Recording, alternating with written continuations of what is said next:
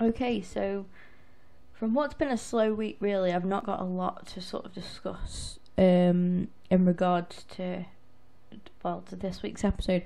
We'll go over what bit of news we've got anyway. There are only 4 headlines here. I guess I could sort of elaborate off one of them. Alan Pardew, I record this every Monday, by the way, guys, and as I record this right now, Alan Pardew just announced that he and West Brom have parted ways.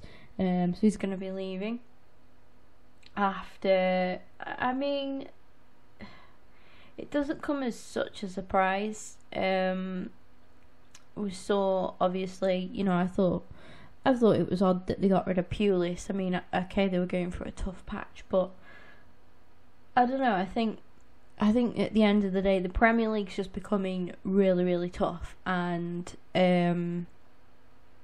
I think it's going to show. I mean, some of the biggest managers, Pulis sort of made Stoke what they are today, but besides this season, everything that Stoke have been up until this season was sort of all down to Tony Pulis, and it's a shame. It's a shame to see Pardew go. I personally really like Alan Pardew. I was quite not upset, but I was quite sort of sorry to see him when he left Palace as well. To be honest, I thought him and Palace were a really good fit. Where next for Pardew obviously remains to be seen. I have no shadow of a doubt that Stoke are pretty much going to be relegated as well, and will Pardew go down to the Championship, or could he possibly remain in the Premier League? Obviously does just remain to be seen. Obviously we've seen West Brom's former manager, who I mentioned just now, Tony Pulis, is obviously at Middlesbrough at the minute in the Championship, so it is a tough one, and again, like, West Brom fans, or anybody really with an opinion on this, let me know what you think of Pardew in the comment section down below. And the thing is, it's like a matter of who can save West Brom that is in their budget at the end of the day. It's a tough one, I think. Even though we're on to the next headline, I do just want to add there, guys, I think that it's very tough for Pardew, and I do think when a club is going through so many managers in such a short space of time, I think it's time you start to question something different than the management of the clubs, and you start to look at maybe above that, or the background of the club as well, and not just the main man himself.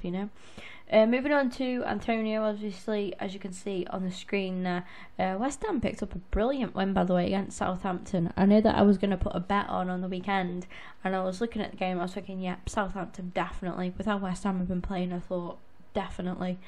And West Ham got a really good win over Southampton. That's a fantastic result for them. But sadly, they are going to miss Antonio, who is a big talisman in that West Ham side. Obviously, he's got strength, pace. Really like Antonio personally. He's due to miss the rest of the season with a hamstring injury. Whether or not he should be okay for the new season going forward, but obviously it's like, it just obviously is just one of them that you've got to sort of take easily. It's a shame for him not to finish the season.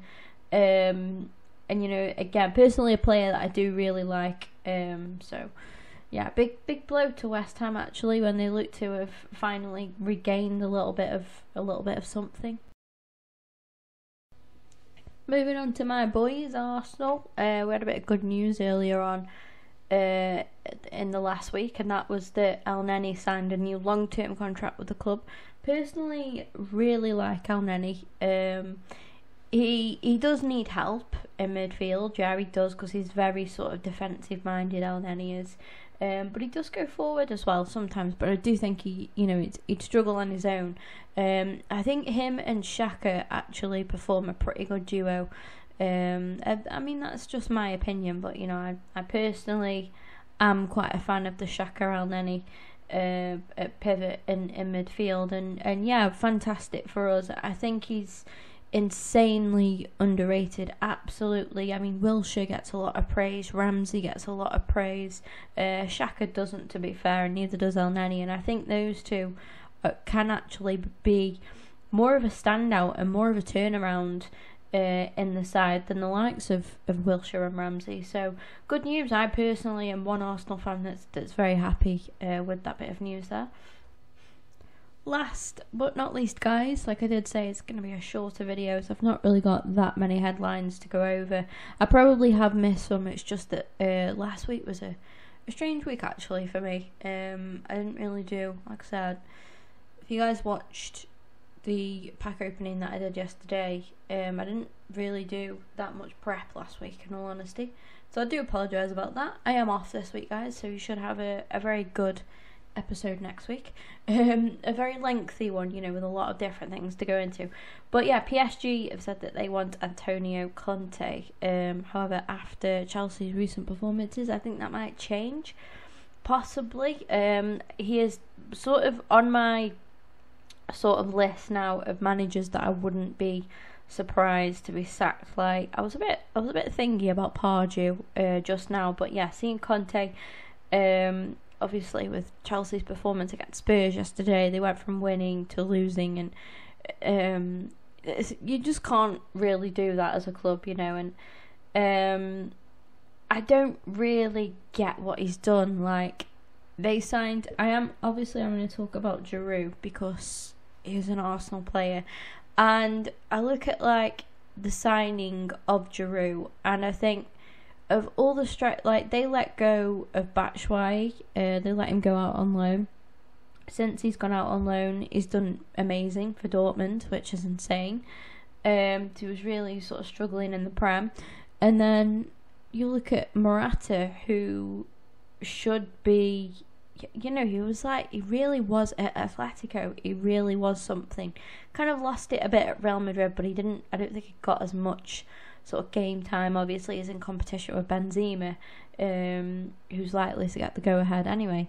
But to then go from like Morata to Giroud, who, when you look at it, Giroud was signing Aubameyang. Giroud would be behind Lacazette, and I absolutely have utmost, you know, love and respect for Giroud. But I looked at the signing, and I just actually thought, like, what did Chelsea want with him? Like, what a waste that was of a signing.